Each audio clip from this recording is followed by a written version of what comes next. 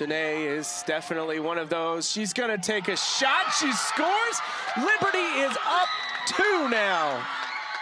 I think it's safe to say that on senior day, Nina Dunay is going to be player of the game.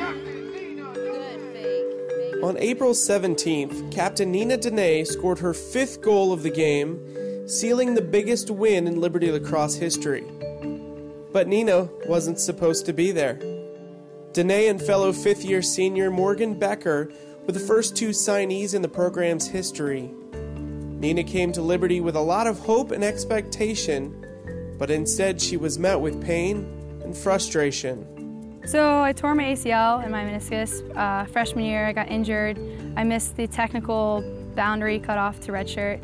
I was really upset about that, but somehow I didn't really heal correctly, so I had to get surgery again right before my sophomore year. And then she got injured again. She had a surgery right after I met her, so my first summer.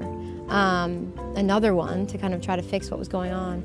Even after missing the beginning of her sophomore year, Nina still finished 3rd on the team in goals and assists. She picked up all conference honors as a junior and a senior. And by the time she hung up her cleats for what she thought would be the last time, she held numerous Liberty records, including most career goals and assists. That's when she found out she might not be done yet. I had this strange peace almost at the last game last season. It's kind of like eerie weather. Clouds were gray, and for some reason I couldn't even get myself to cry, and I'm a pretty emotional girl, I would say.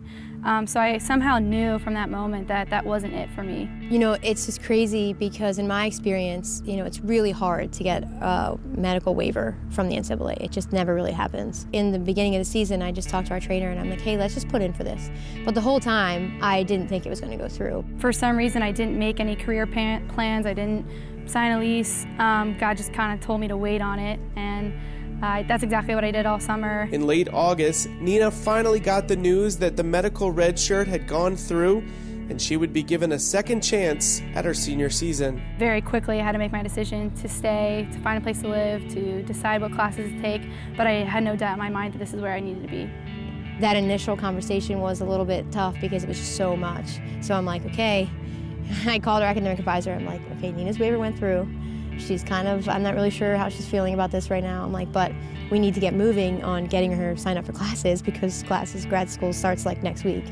First day of class, I kind of was just like, ooh, didn't miss this part. This isn't what I signed up for. This isn't really why. But I learned too that that was a part of the gift this entire year, as it was unexpected.